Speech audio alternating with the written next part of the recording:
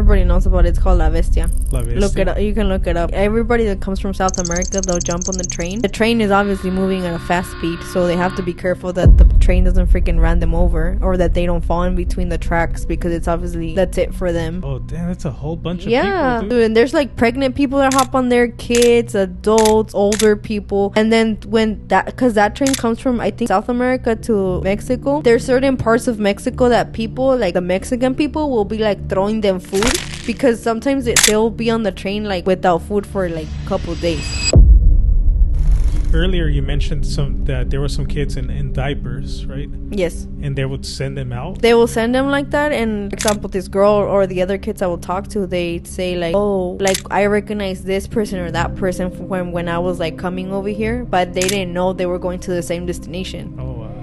They would say like along the way, like there was little kids that they would get sent with like fanny pack, and in the fanny packs they would put in like money, phone, and then they would have like a sticker with the phone number. So that phone number, like those little kids that maybe they were probably not even able to speak a lot, they knew that once they made it over here, they had to give the migra the phone number, or the whoever got him over here the phone number, to get a hold of the person over here. Wow, dude, that's crazy.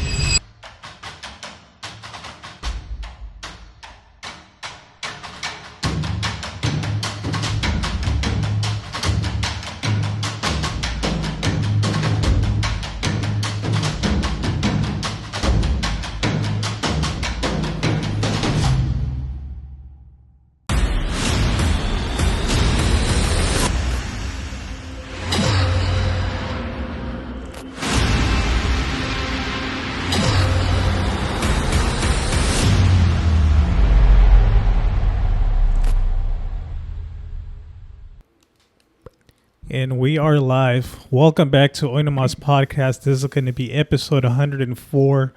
Cello, welcome back to the podcast. Thank you. I think this might be my first episode of the year. Is it really? Yeah.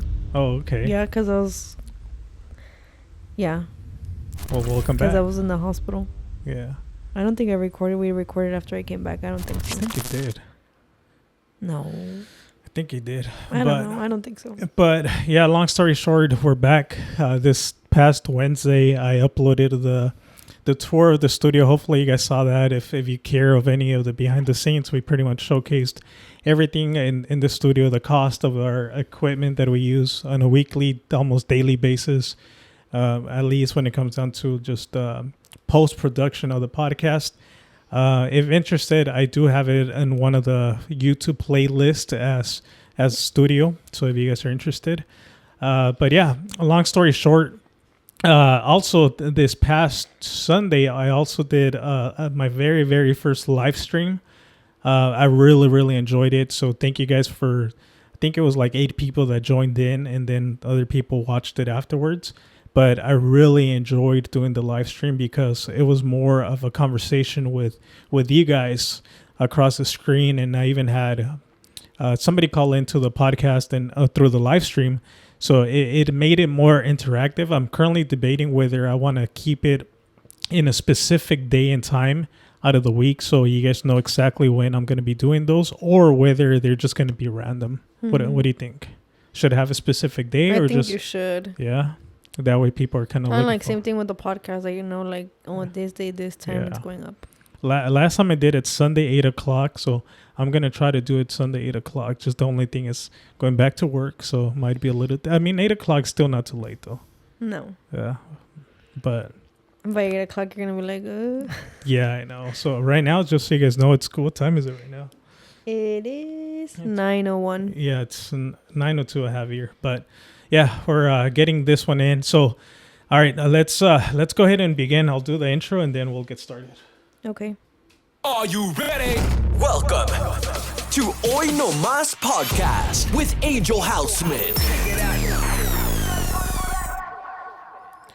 Okay, so the main reason why I wanted to do this topic is because, quite frank, and this is it is what it is. I mean, I've just been seeing a lot of different things going on social media, the news, and to be quite frank, I wasn't too informed. I still feel like I'm not quite fully informed with both sides of the story. And what I'm referring to, it's Trump's order of sending back people to their countries, pretty much putting more pressure in immigration, right? Yes, deporting people back. Yeah. So I'm not too informed. We were still trying to do our own research, and there's always two sides to the story.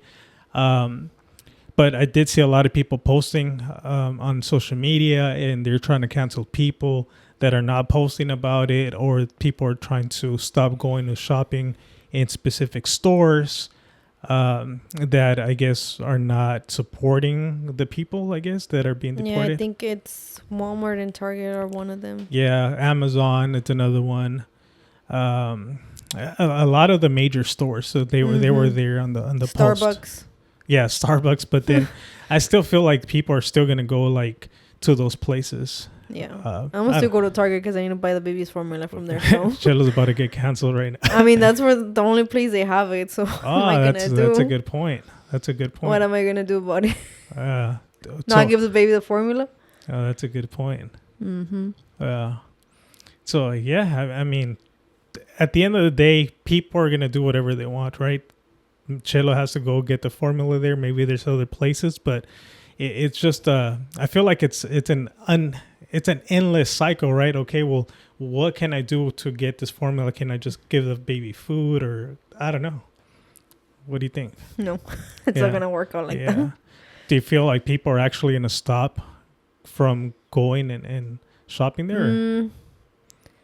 I mean, think about the whole Gaza thing that was going on. Everybody was like talking shit about Starbucks, but then like half of the people, some people were talking shit about Starbucks, and then you have all these other people like posting like, oh, here's my Starbucks for the day. Yeah. So yeah, it's true. Yeah. I feel like, to be honest, I think a lot of people just post things online without really knowing the context to it. Yeah, and not to get canceled, right? Or just to jump on the bandwagon. Yeah, to be honest. Like, oh, here, like I'm supporting this, but they don't really know. Right.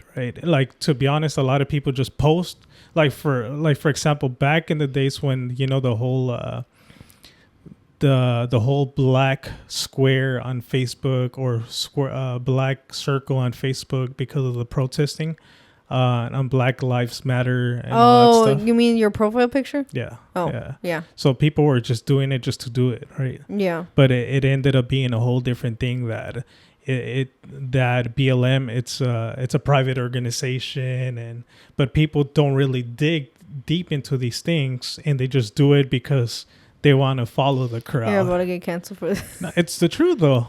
People just do it without, like, because if they don't say anything, they're afraid of getting canceled. But in reality, they're not really doing much. They're just showcasing something on social media, and like, okay, I did my part, I posted. Okay, but then what do you think about like the Mexican influencers that don't have anything to say? Okay, me personally, with people that are not posting, like the ones that have like a big ass platform. Okay, if they have a big platform, they like millions. Okay, if they have a big platform, they built it on their own, right? Yeah. Let's say they post all about makeup, right? They're just posting about makeup, and they blew up because they're a makeup artist. Okay. They were never a political figure, right? No, but then all the people that are supporting you are probably like Mexican. Yeah. Or if you do videos in Spanish, everybody that is supporting you is probably somebody Spanish speaking person. Yeah. I personally think that if at the end of the day, it's your choice to whether to speak on things or not. I feel like just because they have a platform, I personally don't think they need to do it. My honest opinion. Or do you feel like you need to? I feel like I'm in between, because it's like maybe your political views are different, and maybe like if you're, let's say if you were the one that voted for Trump, you're like, fuck, if I post like, oh, I'm a Trumpy right now, then everybody's gonna go against me because of everything that's going on. But then at the same time, dude, like, what about like what if most of your following, not most of your following, but what if a lot of your following are people that are getting deported and you're not speaking on it? You don't have control of who's following you, though. No, but you have the audience. Yeah. Like you have the platform. But that's the thing, though. Like, okay, so you grow your audience, and now, okay, so this is the thing, right? If I personally, let's say, if I had a large audience, and I know personally that these people are being affected, and I'm receiving messages that, hey, you know what, like my family's going through this, and I'm seeing this firsthand. Because they do see it. No. But if I'm getting personal messages that my people that are supporting me, Okay. I'm getting those type of messages, then that's when I'm like, okay, you know what? I need to say something because the people that are supporting me, are, going through this, right? Now, if it's something that is not even being provided to me or being put to me, then I almost feel like I have a choice whether I want to or not, right? Another example to this is when it's because it's one of those things, damn if you do or damn if you don't, right? When I think, what was it, when the whole freaking, the whole mandates happened. Yeah. When people were trying to speak on it, people were disregarding your information, your input, like, hey, you guys shouldn't do this, you guys should do this or that. People were disregarding it, and even though you were trying to tell them, like, hey, you shouldn't do X, Y, Z, people still did it anyways, right? Yeah. And even, let's say, for instance, we always try to spread the word of, like, hey, like, be cautious of these things, even like getting a strike, right, on the YouTube. But people don't pay attention, or they disregard the truth. Then later on, that's when you're like, oh shit, he was right. You know what I mean? Like, so why say certain things or put yourself out there if you just don't feel like doing it? Like, maybe they're doing it outside of social media. You don't know. Similar to when you give, let's say, if you do something nice to somebody outside of recording it, you don't know. You don't know what these people are doing behind the scenes. Yeah. You just don't know. And then if they record it, they're like, oh, you're just showing off. Like, but then if you don't, it's like, you never get back to the people. Yeah, you're never going to please the people. That's exactly what I'm saying. It's damn if you do, damn if you don't. So at the end of the day, it's a personal choice. I personally feel like. Now. No, okay, let me change it this way. Like, what if, like, a sibling of yours was potentially able to get deported? Would you talk about it or no? Or like your family, like a tío, whatever. If I want to share it, yeah. Yeah, it's the same thing. You choose what to upload or not. Let's say maybe, okay, Chelo, you don't have a large audience, right? We don't either. But have you posted anything about it? No. You're still mixing. Because I've never really been informed about it. That's why. Why not? Other people are being affected and Chelo's not doing anything about it. Why? You have like 1,000 people that people can see your stuff.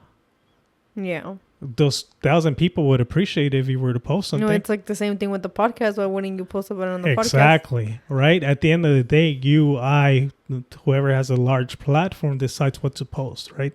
Long story short, damn if you do, damn if you don't. If you're posting something positive to help out the people, then good. If you don't, at the end of the day, it's your choice. Doesn't mean that you care or don't care, right?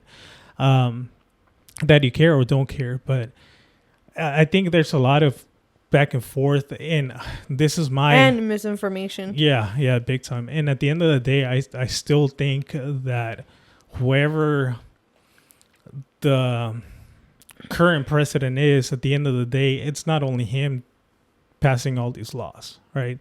There's the government and different people that approve all these, I guess, orders have to get signed off from. Yeah, right? It's not just like, oh, I'm gonna sign this off. Yeah, it has to get approved. The process. Yeah, so I don't know. Like, I mean, I feel for anybody that's being affected, but then at the same time, I personally feel like people are gonna post whatever they want to post. I mean, if they're getting sent back to their country and they have a criminal record, by so be it. Let them go back. Like, send them back. Okay, so you bring up a good point. So right now, when we were looking into this, apparently, so the Trump order is that they're currently going supposedly going for only people that have criminal records.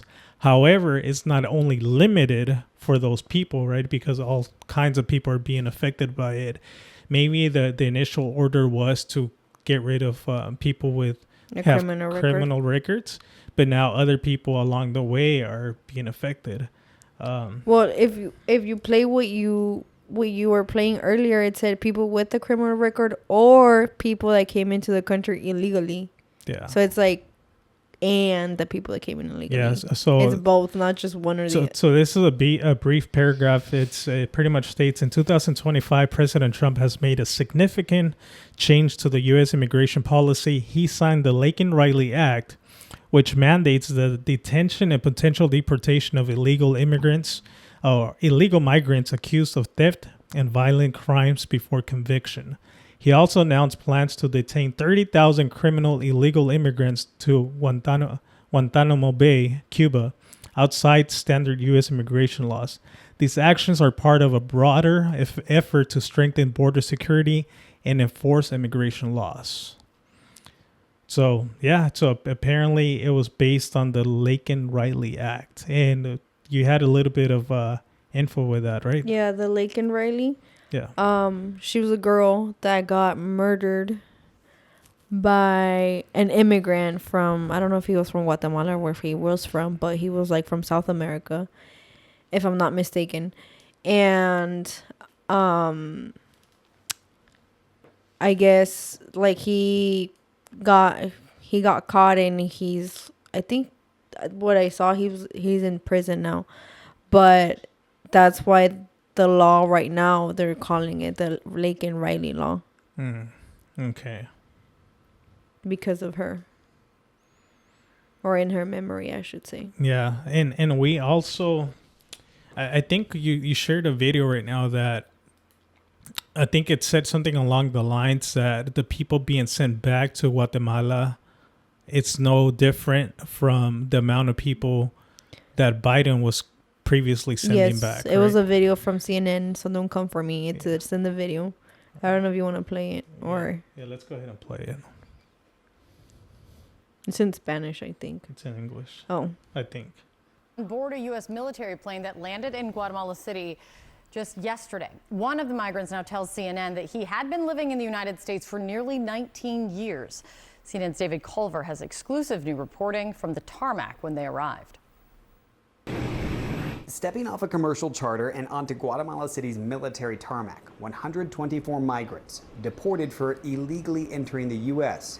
124 migrants being sent back for illegally coming into the United States. Now, back home. They process past officials, including the country's vice president, and into a reception hall. Cookies and coffee await. One by one, they're called up to be officially documented. Now, that's a change from their status in the U.S. 10 años en los Estados Unidos. She lived 10 years in the U.S. in Alabama. She did. Okay, so I'm not sure if you guys are able to catch that. So she lived 10 years in the United States. That's crazy. So the amount, it can literally happen to anybody, right? Yeah, but listen to what she had a criminal record, but listen to what she had on her record. Okay. Roofing, construction, and car repair while in the U.S. Here we meet Sara Torpotos. At 43, she says she carries a criminal record related to child endangerment. She was shopping at Walmart con tu nieto, no? Sí, con mi nieto. With her grandson. And she said he didn't have a car seat, and she was pulled over as she was leaving the Walmart by a police officer in Alabama. She went to jail for 2 months and was detained for 5 more months, she says, by immigration officials in Louisiana. That's crazy. So she had her own grandkid, but the kid didn't have a car seat, so that's why she got pulled over. So she got charged with child endangerment because of the missing car seat. She went to jail for 2 months, which was her time, but then she still stayed there for another additional 5 months. Okay, and you see how like a broad news article can say XYZ, but then when you go more in depth into somebody's case, you're like, lady, what are you doing? Right? Mm-hmm. You get what I'm saying? Aside from the whole immigration thing, Yes. if you just like, hey, lady, like, why don't you have a car seat for the baby? Yeah. You get what I'm saying? Like, if immigration aside, if you were to hear her case, just herself, you would be upset, Yes. right? As a mother, as a woman. Yes, but then I don't think that would be like, to me, that would be like, you're dumb. Like, why are you doing that? But let her go to jail, do her time. But I don't think that's to the degree of like, okay, like freaking send her back to her country. But her getting caught cost her going over there. You Yes. get what I'm saying? So maybe she would have never done that act. Maybe she wouldn't even be part of this. Exactly. Right? It's just a lot of going on, a lot of different factors. Or being sent back here. She's actually grateful, thanking God for being back. Pero tú quieres regresar a los Estados Unidos? Do you want to go back to the U.S.? No, ya no. Yeah, she no longer wants to go back to the Sara U.S. or come seemingly back to the uncomfortable, though, speaking with us in what she's wearing. She's eager to get to her bag, which sits in a pile of plastic sacks and stapled shut. And as she heads into the bathroom to change, we meet Fidel Ambrosio. So how many years altogether did you live in the U.S.? Almost 19 years. 19 years. Yes. So I'm now scared. this guy had 19 years in the United States. Yes. The So- other lady had 10, right? So a whole freaking lifetime. I mean, 19 years, it can be a whole freaking teenager living here in the United States. But yeah, was now with Trump, they say they have to go, go with a criminal, but we're not a criminal. But you have a trespassing conviction? Yes. Okay, so he's saying that he's not a criminal, but he has a trespassing conviction. You gonna try to stay here? Or do you think you'll go back? I have to go back, for sure. You'll find a way back? Yes. While Fidel walks freely here, others are pulled aside by Guatemalan police as soon as they arrive, accused of crimes not only in the U.S., but also here in their homeland. They require a lot of resources so as to reintegrate the returnees. Pues de momento no hay una diferencia. Guatemala's vice president tells me it's about the same number, though, that have been arriving in recent years under President Biden. Though she You see? says the use of U.S. military planes, which That's crazy. So even the Guatemala president, is that who she is? Yeah, vice president. Vice president is saying that it's the same amount of people under President Biden, but you would never hear of these cases or this events happening, but now all the spotlight is on Trump. Is on Trump. Interesting. Guatemala is permitting is new under President Trump. Back in the reception hall, Okay, we so almost they said don't something key right recognize there. Though she says the use of U.S. military planes, which Guatemala is permitting, is new under President Trump. So the use of military planes is permitted under President Trump's. Yes, but that wasn't being done with Biden. But I wonder what that even means. The use of military planes. Probably to transport him to Guatemala instead of like sending them on a commercial plane and buying like the whole plane of tickets. Yeah. Oh, okay. Interesting. But yeah, so we're just wanted to kind of showcase a little bit of what we found. This video in specific, we can even link it, but it's under CNN. And yeah, there's so many different cases out there. These are just some that we heard, and there's always two sides to the story, right? Mm-hmm. I think if you watch the channel enough, I think you guys can know that I personally feel like whoever's on top, they're just a figure there. And at the end of the day, they're going to do whatever they want, and then to keep people split. Does that Fighting. Yeah. Allegedly. Allegedly. All of this is just allegedly. It's just our opinion. Yeah, we're just looking what the news articles are stating. So yeah, everything is allegedly. But before we move on into your story, Chelo, on your experiences, was there anything else that I missed or anything else that I should bring up? No, I think that was it. Yeah. Yeah. I'm looking at the monitor, but she's The baby's good? sleeping. Yeah. Quick reminder, we now have a call-in number where you guys can leave us voice messages, video calls. Let us know a story you would want us to share on the podcast, anything you want. The goal is being able to interact with the people that support the channel. Even if you're looking for love, we will find your true love on Hoy Nomas podcast. Also, for anyone that is interested on creating your own channel, we have our Amazon storefront linked in the description where you can find all the cameras we use, the microphones, the lights, the equipment where all of our podcasts are recorded to. If you need any help with editing services, we are able to produce your entire podcast, edit your short form content from Instagram Reels, TikToks, etc. You can look at all of our content as reference and we got you covered. And finally, if you want to support the channel, you can leave us a super thanks down below, which will help us tremendously, and we'll make sure to highlight that comment on the upcoming podcast and give you a shout out. Now back to the podcast.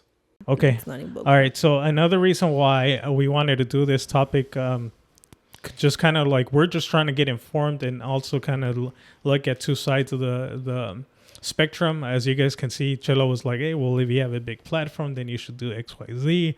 Me personally, I feel like maybe they are, but we don't post them. We just never know.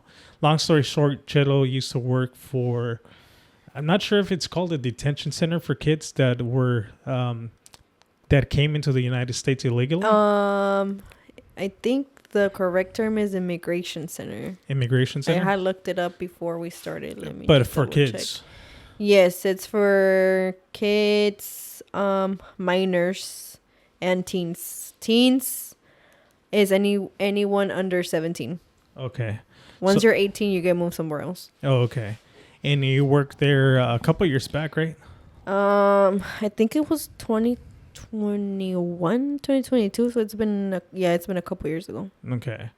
So talk to us since the beginning of what you saw, your experience, and all that stuff. So do you want me to start like how I got hired or like how I even found out about this job? Because if it matters. Okay. I guess I'll just say it really short. But I found this job because one of my friends' sister referred her to this job. But it was something that was very like low key. I got hired by Logan Heights CDC or SDC.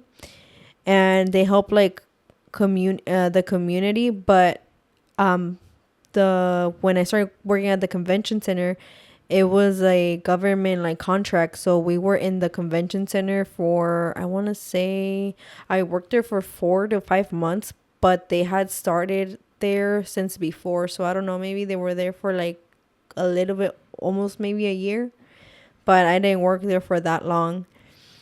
And when I started working there, they were really, the thing, like security, they had like 4 or 5 checkpoints for us to go in. Like you went in through the first security, he checked your badge, which I actually still have it in the car. They checked your badge to put a sticker for the day. They went through all your belongings, and then you went through the metal detector, and then you did the same thing 4 to 5 times before you even went into the convention center. And then you would have to walk all the way to your place and then clock in. And the whole convention center, have you went inside? Yeah. Okay. The convention center, all like the main area, they would have it, they would call them pods. So like from the alphabet, from A to Z, each letter would be a pod. So pod A, each pod would have 50 kids. So from A to Z, that was 50 kids in each letter. Wow. So 50 times 26, do the math. I don't know how much that is. Yeah. There was kids that were, the pod that I was in, I want to say they were mostly teens. So they were, I want to say anywhere from like 12 to like 17. And then once you were, if you turned 18 and you were in there, then that's when you got moved with the, like to another place. I don't know where they would get moved, but they would get moved to somewhere else because you were technically an adult now. And I do remember the youngest kids I ever saw in the whole building, because they were so loud. They were probably like 3 and 4. And I remember from coworkers saying that these kids still didn't know how to go to the bathroom. So they would like have to change him, like their diapers. So who are these kids? So these kids come from Guatemala, Honduras, El Salvador, what else is next to it? Like basically just from South America. And these kids, I always thought that these kids like came over here obviously like for better opportunities, but I thought that like they were crossing the border and then they got caught. That's what I always thought. Yeah. And then one day, because obviously every kid has a story. And one day there was this one girl that I was like, can I ask you something? I was like, how did you get caught? And I said that. And she started laughing and she's like, we don't get caught. She's like, we turn ourselves in. And I was like, what do you mean you turn yourselves in? And she's like, yeah, like when we get sent over here from whatever country they're at, they are either travel like by car, by plane, by train, by different things, depending how much money like their family is willing to pay. So I remember the girl, when I was working there was only one girl from the pod that she got sent on the plane. And I don't remember the exact amount of how much she said her family paid, but that was the only person that I knew that traveled by plane, because everybody else, they had to like once they crossed the border between Mexico and South America, they would be traveling like to a certain like, let's say like almost like trap house in a certain city, and then they would stay there for a couple days. And then most of these kids came through Texas. They didn't come through here. So they would get sent with all the people, like with other adults that were going to Texas, and they would like be splitting them up, and they will move them usually like around nighttime, not in the daytime. And then they also told, like they would tell them not to use certain words, because I think it's I don't know, it's one of those countries, but pisto to us Mexicans means pistear, which means drinks. Yeah. But pisto to them means money. So, for example, if once they got to Mexico, like they would say like, basically try not to say as much as you need to, because they're going to target you that you're not from here. Who's going to target them? Like whoever else they were around. Because, for example, the girl that she told me that she turned herself in, like everybody else, she would say like once she crossed the border between South America and Mexico, she had like a phone number, and she would have to call them and be like, okay, like now where do I go? And they would tell her like, oh, head to this place, like this maybe like bus stop or like Central de Camiones, and you're gonna meet this person and you're gonna give him a code. Like it could be a word or a number. Yeah.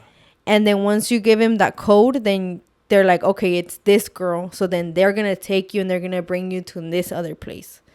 And usually the next place would be like a house. And then they would stay there for a couple of days. And then from there, they would keep getting moved up until they got to the border. So like the whole journey from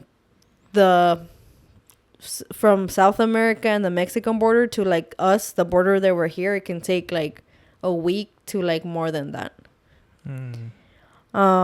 What else? So they how would they cross? Through like they would turn themselves into the migra. Okay, like right at the border? Yeah, so like for example, that girl that she was telling me that they would turn themselves in, she would say that they would tell them like, oh, you're gonna cross. So in Texas, there's this bridge that they make a line at, which people make line there to cross the border.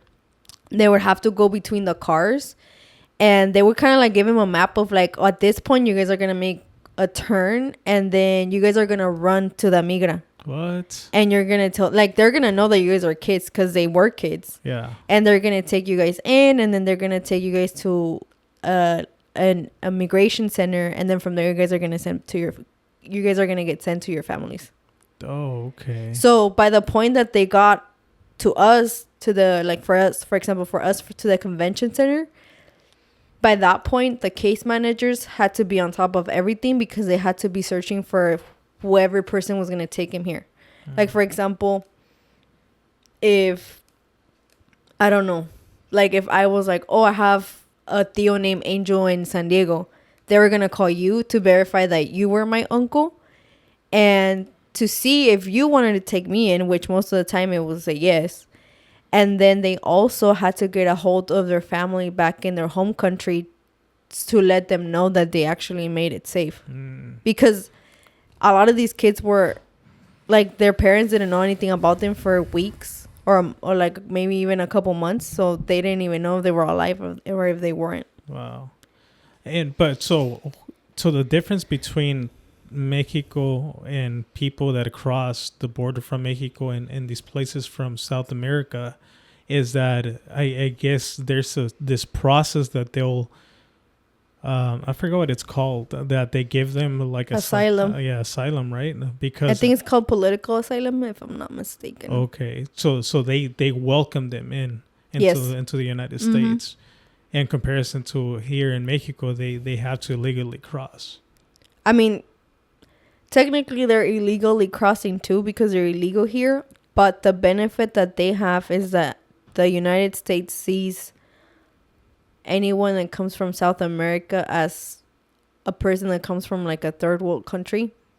Yeah. Than Mexico. I mean, Mexico still is like not the best. Yeah. But they don't consider Mexico to be like, you know, like they're still good. Like they don't need our help like these people that are coming from here, especially if they're kids.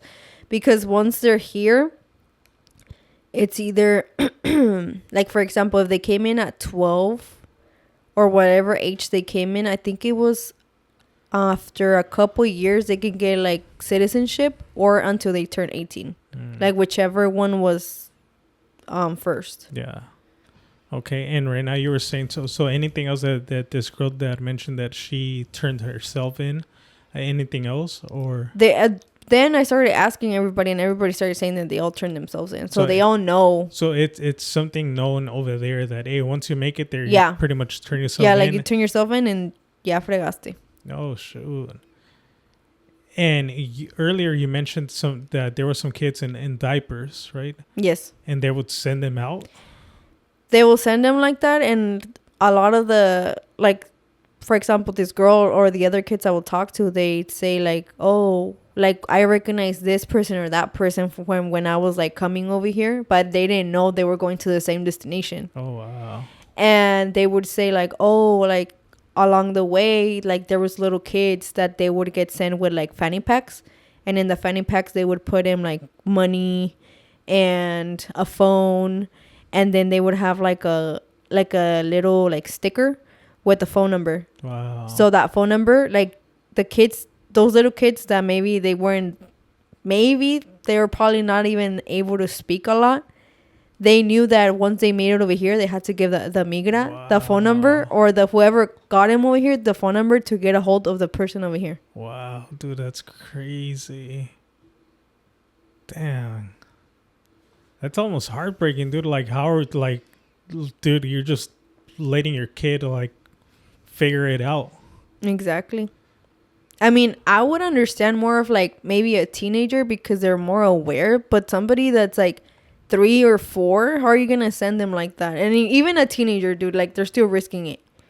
So it's just at times we disregard how blessed we are in our circumstances, right? Because as a baby, like in diapers, you're like, okay, you're facing the world at that age. Like you just came into this world and now you're having to, go through this journey as a baby and seeing if you can even make it across. Mm-hmm. And then that's just like the kids that were sent by themselves because there was kids that came in with like their 4 or 5 siblings. Yeah, see, like everybody, like maybe like the oldest one was 10 or 12 and then everybody else was. Yeah. And then you mentioned something about a train. That they would hop on a train or? Yeah, they can hop on a train. Okay, but so some of them that had more money, they would like fly the kids out, right? To make it over. From all the kids that I met, there was only one of them that flew. Okay, one flew and then the other one, they maybe like by car or travel. Yeah, by car. But then you said something about a train earlier that I think it's like some sort of train that they would like jump on. Everybody knows about it. It's called La Bestia. La Bestia. Look it up. You can look it up. Everybody that comes from South America, they'll jump on the train. And the train is obviously moving at a fast speed, so they have to be careful that the train doesn't freaking run them over or that they don't fall in between the tracks because it's obviously that's it for them. and they can travel like by that too. Oh, okay. Oh, damn, that's a whole bunch of people, dude. Dude, and there's like pregnant people that hop on there, kids, adults, older people. And then when that, because that train comes from, I think it's from the end of Mexico or from South America to Mexico. There's certain parts of Mexico that people, like the Mexican people, will be like throwing them food because sometimes they'll be on the train like without food for like a couple days. Really? Yeah. Wow, dude, that's a whole bunch of people. Look at that. Yes, I know. And all those people are coming from South America. Yes. Mm-hmm. Wow. That's insane. So, okay. So now I have a whole different perspective. So all these people are coming into or trying to cross to the United States for political asylum, or At the adults, I don't know, but I know for the kids, yes. Maybe the adults are just trying to cross like by the Cerro or Guatapollero or something, but the kids, that's different. Yeah, the kids are different. So the kids for sure will receive that. Yes. Like they can turn themselves in and they'll get help. Yes. Okay. I don't think the adults works the same thing. Interesting. Wow, I didn't know that. I learned something new. And so everybody, the majority of people that come from South America get on this train to make it over here across the U.S. Yes. What other things did you see in the pod? There was drugs. Oh, okay. Yeah, you were mentioning about that. Yeah, because we had to take roll call. I'd say in my shift it was probably like 4 or 5 times. Like we would take roll call when we would go. Oh, because they would have to take showers like in these potty. There were like some trailers that they were set up with showers, and I think each trailer had like 8 to 10 showers. So we would have to take roll call every time they went to a shower, like before showers, after showers, before lunch, breakfast, lunch, and dinner, before and after, and then at the beginning of the day, and then at the beginning of the shift and the end of the shift. So that's probably like 8 or 10 times on the day in the shift. And there was 2 shifts because I remember I used to work from there was 3. I used to work from 3 to 11, and then the following shift was 11 to 7, and then the 7 to 3 or something like that. Yeah. So they were being supervised 24/7. Yeah. So how is it that they would get these substances inside? Well, how did the weed thing? It was weed, but how did it start? I remember I was working that day, and it all started because, okay, so this most of the kids that are there, they're girls, and they're obviously in their teens, and I feel like something that they all have in common is that they all lack a mother. What do you mean? Yeah, like most of them, like they don't have parents, or their parents abandoned them, or they only live with one parent, or they live with their grandparents, so they don't really have like a motherly figure. So for them, it was so hard, like, working there because a lot, like, most of the times I feel like they would try to do the most to catch your attention, and they would try to be so affectionate, but then we had to be careful because we couldn't be like, oh, like, hugging them, because if not, like, somebody else would get jealous or they would get mad, and then it would just be beef between them, and they would start fighting. Like, maybe not fighting to the point like they're punching each other, but fighting like cussing each other out. Yeah. Did that happen? Did you guys see that? Yeah, that did happen. Okay. Because I remember at the beginning we were allowed to hug them, and then I want to say maybe like a month in, like, that's when they started getting more strict on that. Like, it was just kind of like, no. Because it was just causing chaos. Yeah, it was causing chaos. Okay. And then we had to, like, try to treat everybody fairly, because then they'll be like, oh, like, she's your favorite, you like her more. Yeah. And for example, we couldn't get, if they ask us for something, we couldn't get it for them. Like, oh, can you bring me this candy? Like, I remember something they would ask us for us all the time was coffee. What? Yeah, they would always ask for coffee. And it wasn't like, oh, here, like, you're my favorite, I'm gonna bring you a coffee. We couldn't do that. Like, everybody had to get a coffee. Oh, okay. Oh, but you guys could take kids, like, snacks and stuff? Yeah, but it had to be for, like, the 50 kids, not just one. Oh, that's nice, though. Yeah. Okay, that's cool that you guys could like take things to them. Yeah. But like I want to say for the most part it was like a chill job because we would usually be playing. What's that game? They taught me how to play this game. It's like a little pelotita and you have like I think it's called pickleball. Yeah. I learned how to play that because they taught me how to play that. So how do you think they got the weed? I honestly think somebody is like, it would have to be a staff dude because there was no way they could have gotten it in. But a staff to the little kids, dude? That's so weird, huh? Like, for example, there was this one girl that she actually made me a drawing. I have it in the room. One made me a drawing, the other one made me a letter. There's one girl, La Chaparra. I don't know if you remember me talking about her. Yeah. But La Chaparra, you know, like, you could tell, like, who the girls liked you. And then, like, because they would also prefer, like, I prefer her. Then I prefer, like, you could tell between the staff who they prefer amongst other staff, right?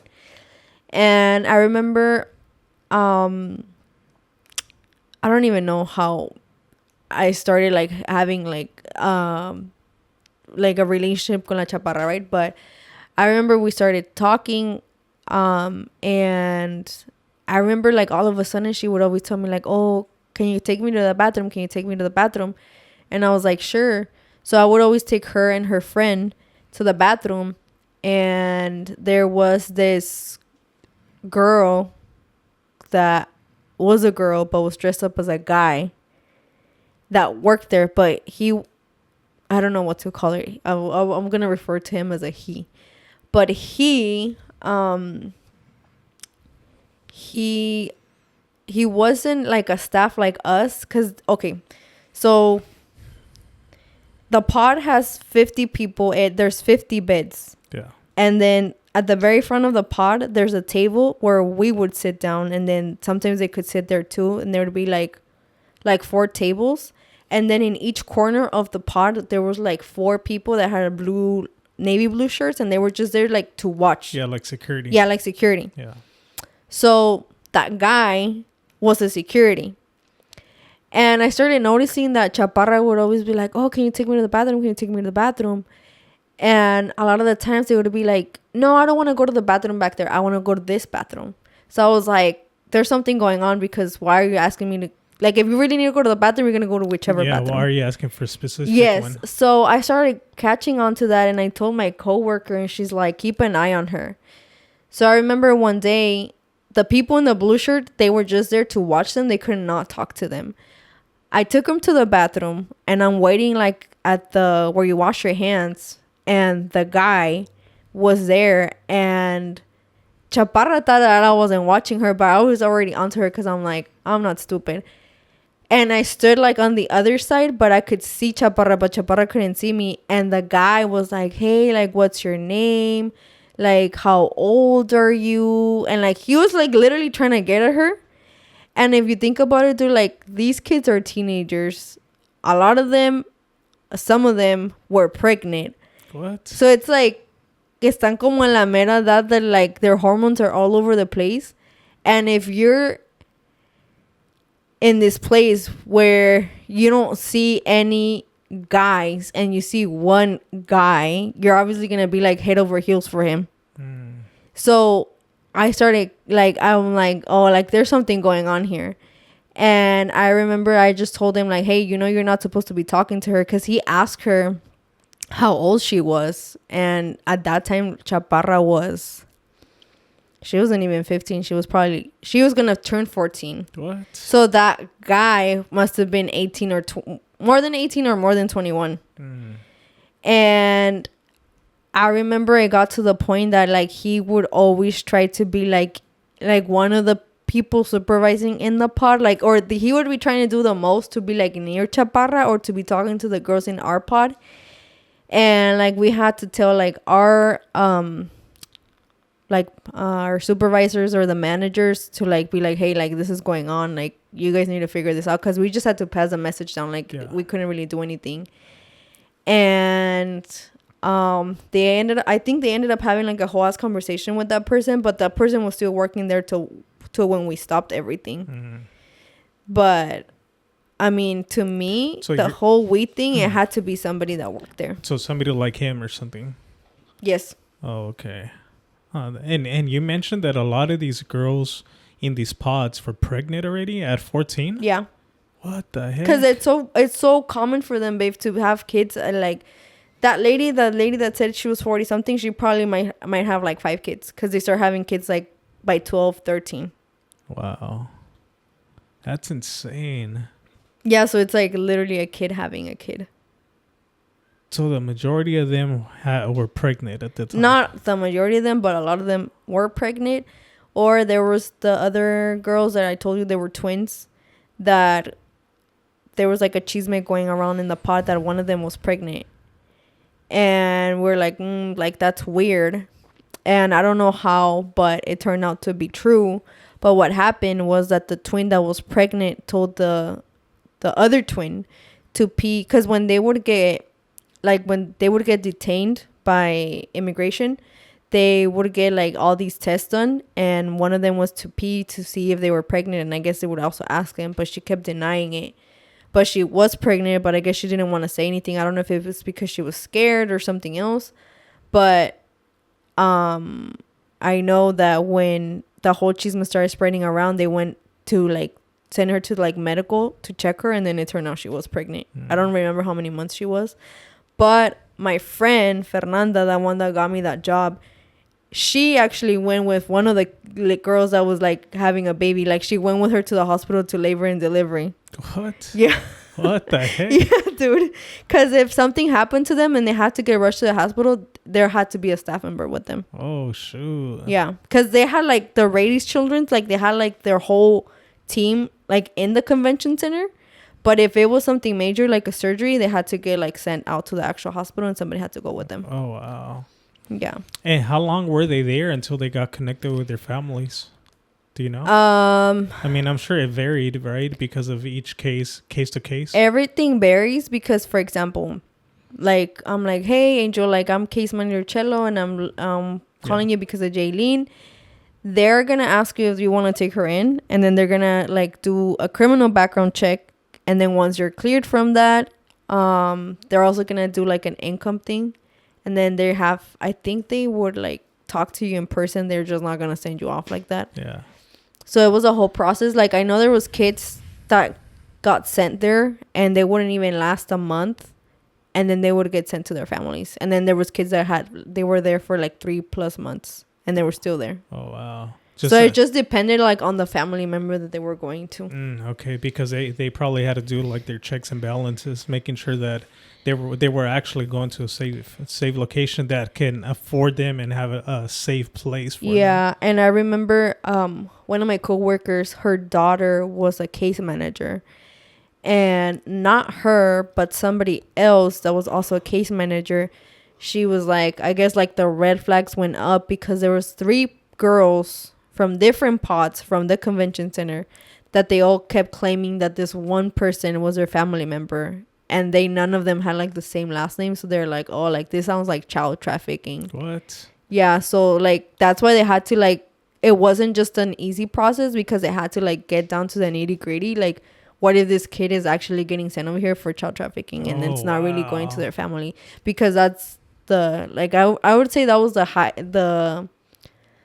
the most like, oh, like shit, like what if we really didn't send them to like their family and we send them to something else? Oh, that's interesting. Yeah, there's a lot of different factors. Yeah. Like the other girl, I think her name, if I'm not mistaken, her name was Kim or Kimberly. The girl that I told you that she was the only girl in the pod that would speak English and none of the girls would speak English. And her story was weird because she was like, oh, like I remember her saying one time like, oh, it's because I was born over here. That's why I know how to speak English. What?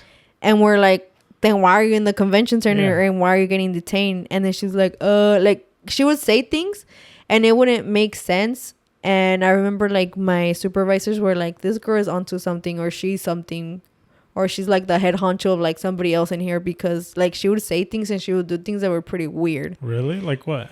Like she would be saying like, oh, it's because I know English because I was born over here. Yeah. And we're like, okay, but then what are you doing here? If you're born here, like technically you have papers. And then she would make up the story and she'd be like, yeah, but I got sent back because of something. So she would just be saying a bunch of stuff that would not make sense. And it was just like, that little girl, she was just a red flag. Yeah, but that doesn't make sense because she wouldn't be there.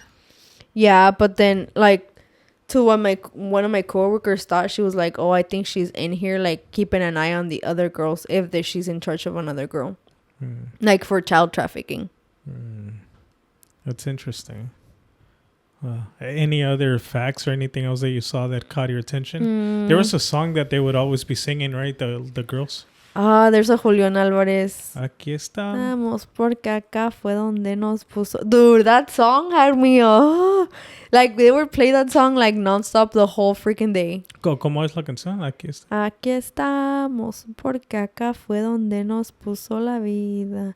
Y lo dice, dejé todo, mis amigos, mi familia y mi ilusión, something like that. Damn. But it's a Julián Álvarez song. Because they resonated with that. Yeah.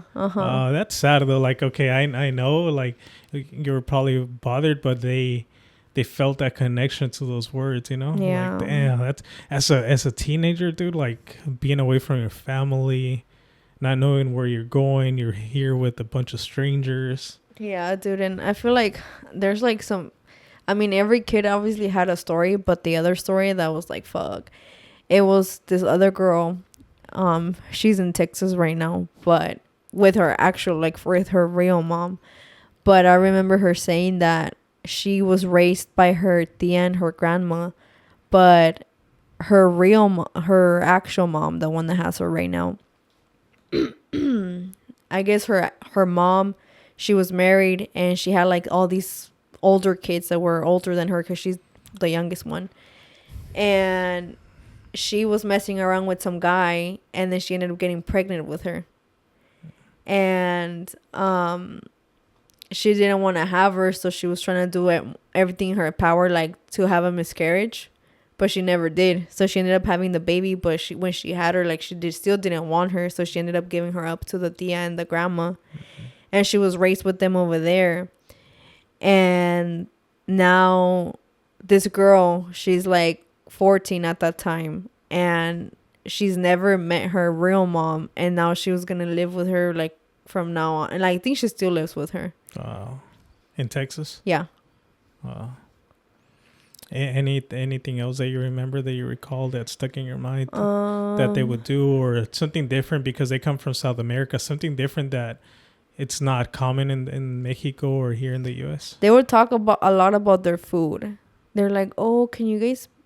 I remember because obviously every day they would have 3 meals, and they would always ask us like if there was any day that the people from the cafeteria could make him something that was like... Oh, really? Like, like to us, like, pozole is like something that would be like from their place, like pupusas is one of them. Oh, they would be asking for pupusas? Yeah, like stuff like their food. And would they or not? No, they wouldn't. They would just be giving them food from over here. What would they get to eat?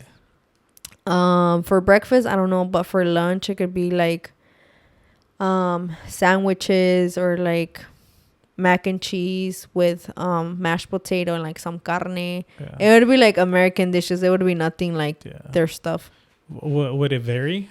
Like every day? Yeah, it would vary every day, but there would be like sometimes like when sometimes the same dinner would repeat like in the same week. They'll be like, oh, like I don't like this, like I don't want to eat this, but then it's like, dude, that's everything you have, like there's nothing else. Yeah.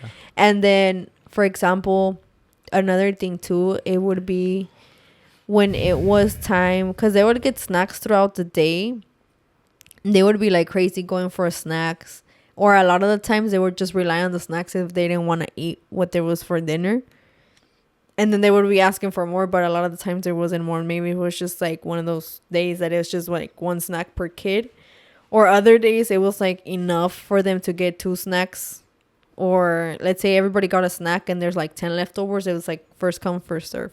If you are someone that's suffering from hair loss, whether you're a man or a woman, there is now SMP, scalp micropigmentation. SMP is a non-surgical cosmetic procedure designed to create the appearance of a closely shaved or bust hairstyle on the scalp. It can also be used to enhance the density of existing hair by creating the illusion of fuller coverage. Make sure to contact SD Inc. as right now they are currently discounting $500 from your procedure if you mention Hoy Nomas podcast.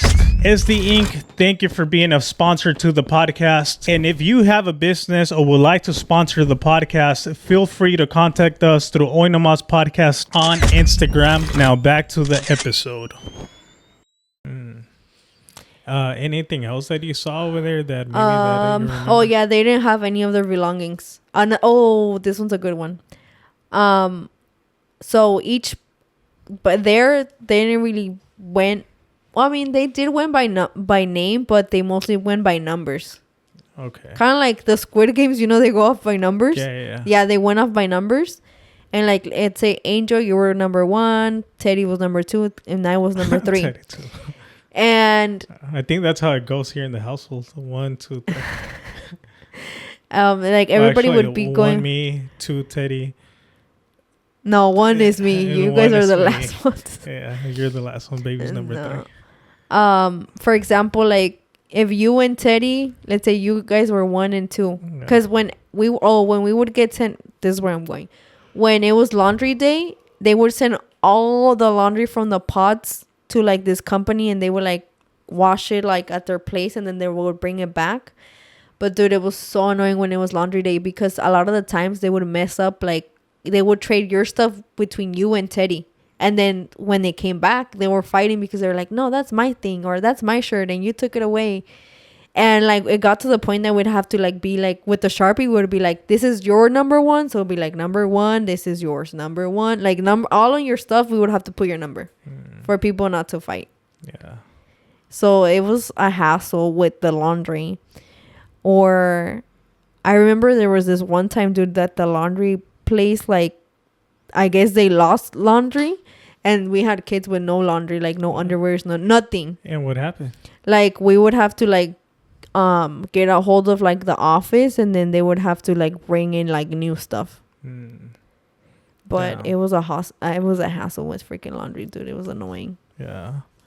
Anything else that you recall? Was there anybody's like birthday party or something like that that while they were there?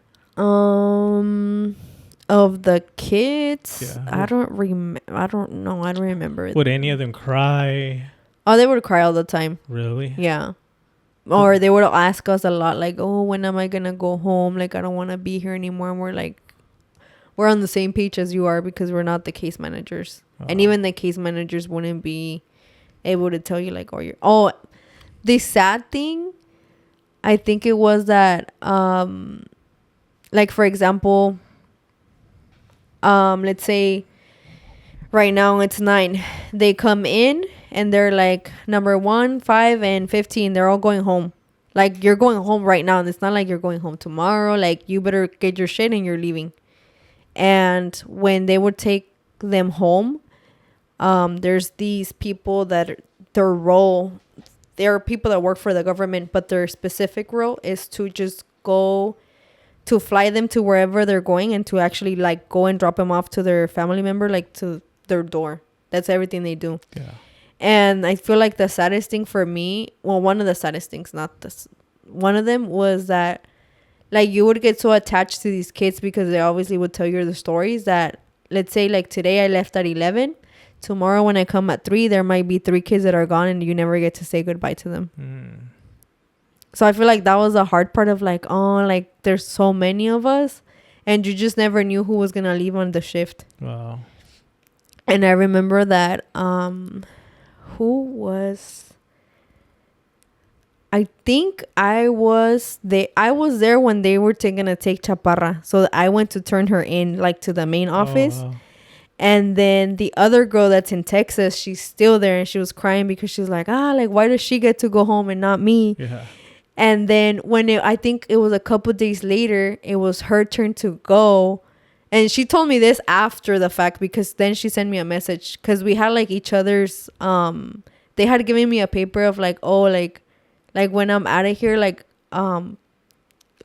add me on like Instagram or Facebook or whatever, right? And they had given me a paper and I had it like put away. And when it was Jamilet's turn to like for them to send her home to Texas, she was crying because she's like, no, I don't want to go. Like, she wanted to say bye to me. She was like making a whole ass.